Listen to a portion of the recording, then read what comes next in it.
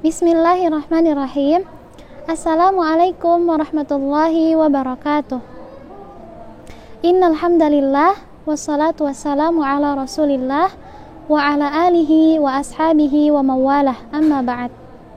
Rabbi shrah li sadri wa yassir li amri wahlul 'uqdatam min lisani yafqahu qawli ya rabbal alamin. Allahumma la sahla illa ma ja'altahu sahla wa anta taj'alul hazna idza syi'ta sahla. Allahumma amin. Alhamdulillah, santri-santri ustazah bertemu kembali bersama ustazah di dalam kajian iman, ya. Mudah-mudahan anak-anak ustazah selalu dalam lindungan Allah, selalu Allah berikan kesehatan, dan mudah-mudahan kita semua selalu Allah berikan semangat untuk selalu menuntut ilmu, ya. Insya Allah kali ini bersama dengan ustazah kita akan sama-sama menyambung pembahasan yang kemarin sudah dibahas oleh Ustadz Arya.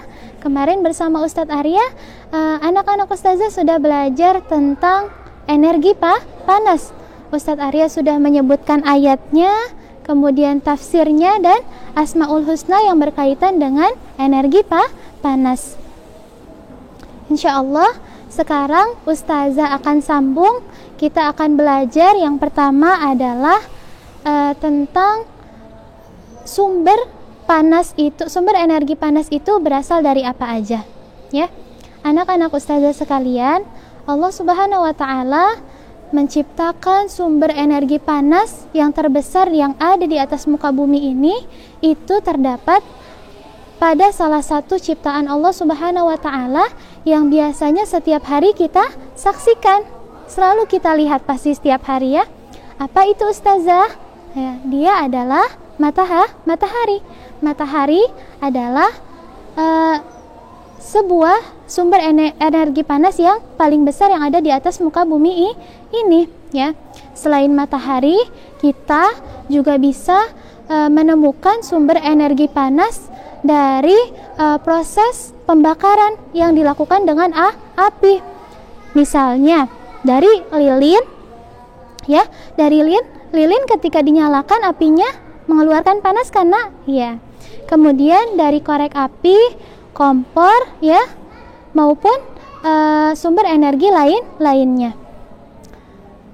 Kemudian anak-anak ustazah, kira-kira sumber energi panas yang sudah ustazah tadi sebutkan itu fungsinya bagi kehidupan kita apa, ya? Ada yang sudah tahu? Masya Allah, belum pada tahu. Baik, kita pelajari ya sekarang. Nah, fungsi sumber energi panas yang pertama adalah tentunya sangat banyak, nak, ya. Tentunya sangat banyak dipergunakan oleh manusia. Misalnya dari matahari. Matahari kita mempergunakan sumber energi panasnya itu untuk menjemur pakaian, ya. Kemudian untuk para petani, ya, mereka juga membutuhkan energi panas supaya tanah yang ada di ladang mereka itu menjadi subur, ya.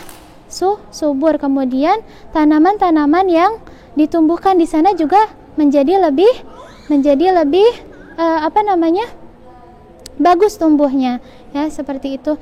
Kemudian apalagi ustazah fungsinya adalah kita juga bisa memasak dengan sumber energi panas yang ada di kompor. Kemudian kita juga bisa mempergunakannya untuk membangun tenaga listrik dengan membangun pembangkit listrik tenaga uap dengan bantuan energi panas yang dihasilkan dari matahari. Ya, Masya Allah, tidak bisa disebutkan satu-satu oleh ustazah. Tentunya energi panas itu sangat bermanfaat sekali, sangat banyak sekali kebutuhannya untuk manusia, ya, Masya Allah. Kemudian anak-anak ustazah sekalian yang mudah-mudahan selalu Allah rahmati, Allah Subhanahu wa Ta'ala menciptakan energi panas yang bisa kita rasakan, ya, seperti panas matahari, panasnya api yang terdapat di kompor, panasnya lilin dan lain sebagainya. Itu bukan hanya ketika kita di dunia. Nanti ketika kita di akhirat, ketika kita di akhirat, ketika kita dikumpulkan di suatu tempat yang bernama padang mahsyar. Bernama apa, Nak? Bernama padang mahsyar. Di sana kita dikumpulkan dari manusia pertama sampai manusia yang terakhir, itu semuanya dikumpulkan di tempat itu, ya. Untuk apa, Ustazah? Untuk mempertanggungjawabkan amalannya, ya. Disebutkan di dalam hadis yang diriwayatkan oleh Imam Bukhari pada saat itu manusia dikumpulkan dalam keadaan tidak memakai baju dan tidak memakai alas kaki. Subhanallah. Kemudian kalau anak-anak Ustazah ada yang nanya, wah Ustazah, memang tidak ada yang malu tidak pakai pakaian, tidak pakai baju, tidak pakai alas kaki, emang gak ada yang malu? Gak ada lagi yang malu pada saat itu, Nak.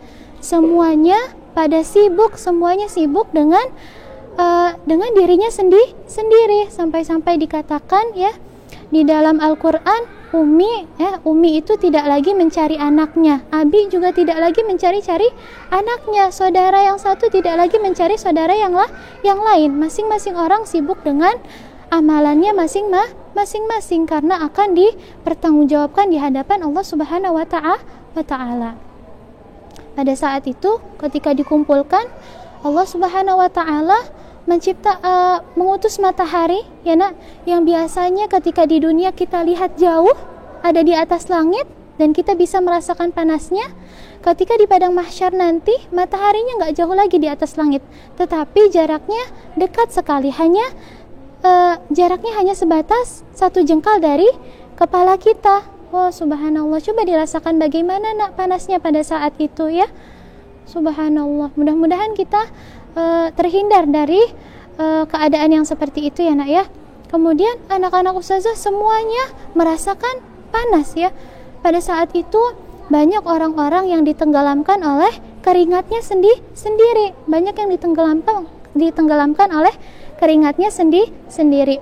Ada yang keringatnya sampai kedua mata kakinya, ada yang sampai lutut, ada yang sampai punggungnya, bahkan yang paling menyedihkan itu adalah ada yang sampai kepalanya menenggelamkan kepalanya sendiri. Ya Allah, ya Rahman. Nauzubillah, ya Nak, ya. Kemudian anak-anak Ustazah pada saat itu, ya, Allah Subhanahu wa Ta'ala memberikan pertolongan, memberikan naungan kepada beberapa orang hambanya, ya. Di antara mereka adalah yang pertama adalah para pemuda atau pemudi yang mereka tumbuh besar dalam beribadah kepada Allah. Sekarang anak-anak Ustazah masih kecil-kecil, ya, masih kecil-kecil, dan nanti insya Allah akan tumbuh menjadi seorang yang dewasa, menjadi seorang pemuda dan pemudi. Yang ikhwan menjadi pemuda dan yang akhwat menjadi pemudi.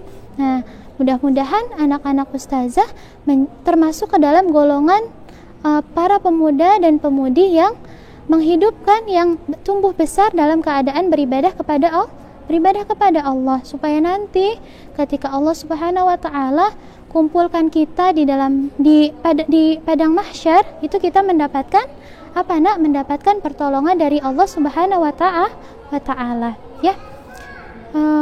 Beribadah yang dikatakan oleh Rasulullah SAW di dalam hadis itu bukan hanya beribadah sholat, puasa, haji, baca Quran, bukan hanya seperti itu, Nak, ya.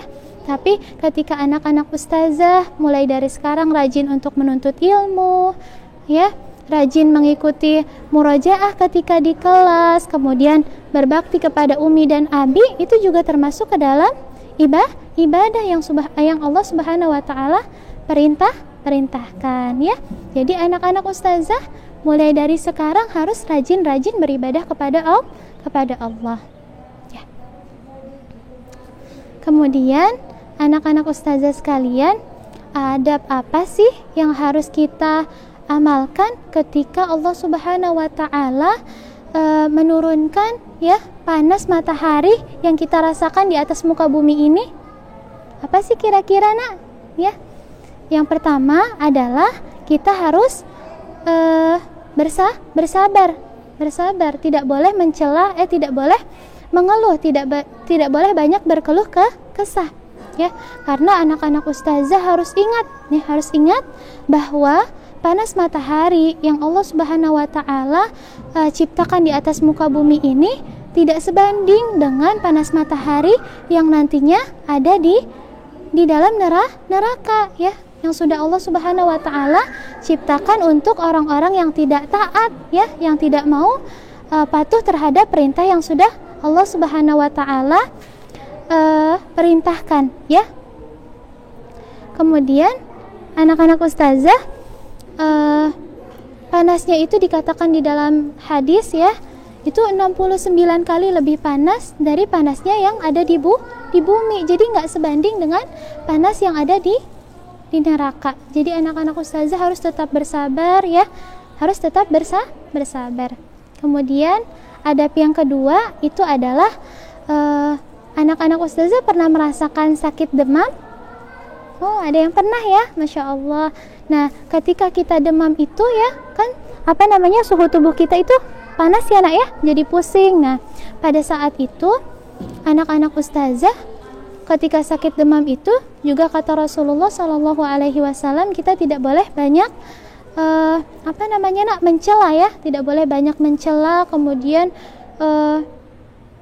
berkeluh kesah, tidak boleh banyak berkeluh kesah. Tetapi yang diajarkan oleh Rasulullah Shallallahu Alaihi Wasallam adalah meyakini bahwa sakit yang sedang Allah Subhanahu wa taala berikan kepada kita itu adalah sebagai penggugur dosa-dosa yang sudah kita lakukan. Rasulullah Shallallahu Alaihi Wasallam berkata bahwa ketika kita sakit demam, ya, itu bisa menghapuskan dosa-dosa yang sudah kita lakukan. Sebagaimana ketika seorang pandai besi mencuci besi yang sudah sangat berkarat di dalam api yang sangat panas, itu ketika diangkat besinya dia akan menjadi besi yang bagus lagi, besi yang mengkilat, ya. Seperti itu juga ketika kita dicuci dosanya dengan cara Allah Subhanahu wa taala memberikan sakit kepada kita. Maka dari itu, ketika anak-anak ustazah sakit, ketika Allah Subhanahu wa taala menguji anak-anak ustazah dengan sakit, itu adabnya adalah harus tetap bersabar dan yakin bahwa yang bisa menyembuhkan sakit itu hanya Allah, ya. Mungkin itu saja yang dapat ustazah sampaikan. Mohon maaf atas segala kekurangan. Billahi taufik. Wassalamualaikum warahmatullahi wabarakatuh.